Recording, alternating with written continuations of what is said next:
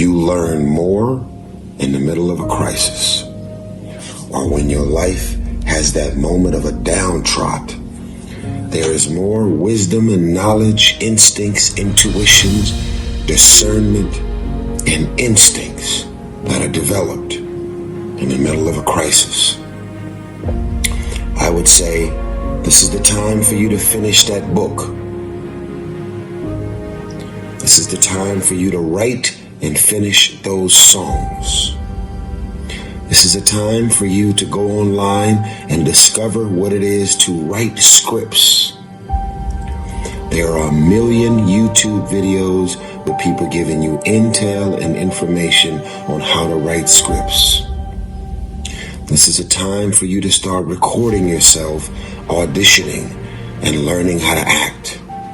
This is a time for you to go online and watch interviews on some of the most significant and influential actors in the world on a TV show called The Actors Studio, where they're not just speaking on opportunities in movies, but they're explaining in great detail how they've went about learning and mastering the craft of acting.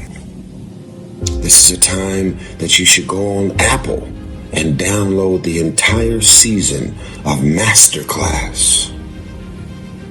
You ain't doing nothing else. This is a time to look within, look inward. Outside of you paying attention and monitoring the things that's going on the exterior, this is a time for us to look to the interior. Right now is a time for meditation, where you just allow the mind to stand still. If you don't know what it is to meditate, because it took me many, many years to figure out what is meditation, because there's a lot of different forms of meditation, and you're just supposed to sit there and don't say nothing, and then you'll be like, well, this ain't working for me. Go on YouTube. You ain't doing nothing else. Look up different forms of meditation and try and figure out what works for you. Best time for crisis to get your relationships deeper. Best time to get your relationships deeper. Best time to begin to know your guys better. Best time to be talking to your guys better. Best time to get your customer relationship better. Best time for you to be talking to your employees, your teammates, and circulating and how you doing, what's on your mind today. I was walking and strolling just to see if everybody's okay, and I'm just asking, how you doing? How you doing? How you doing? How you doing? How you doing? Boom! One of the offices. I walk in and the person has their hands on their face. I said, how you doing? And she's like, can't even answer me. I said, how you doing? Everything good? She's in tears. She was crying for 2 minutes straight. I said, you know what? Here, what's on your mind? Tell me. We started talking a little bit. I said, why don't you go for a walk?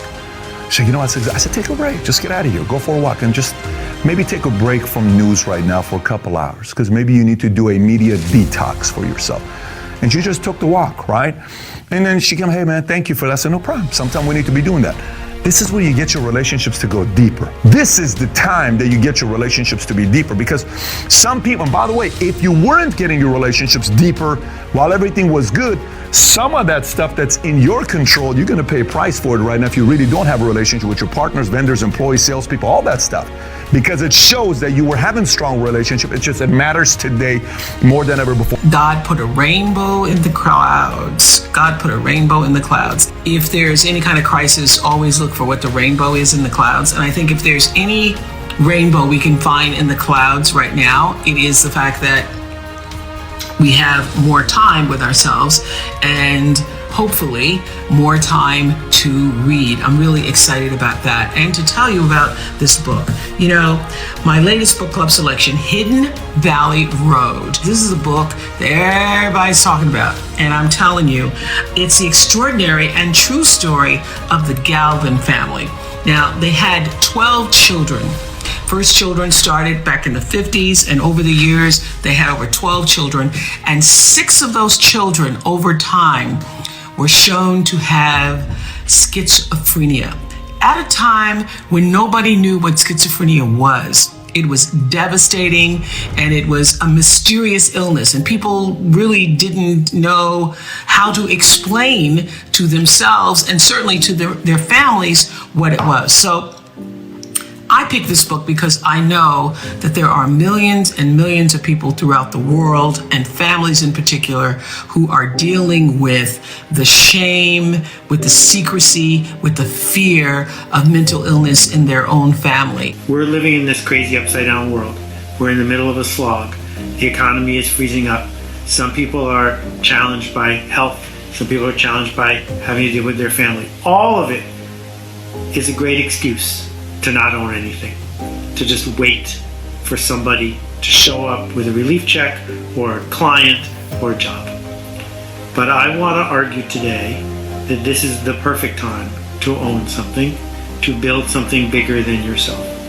And what it means to be a bootstrapper is not that you need a fancy venture capitalist to write you a $5 million check so you can go public for $1 billion.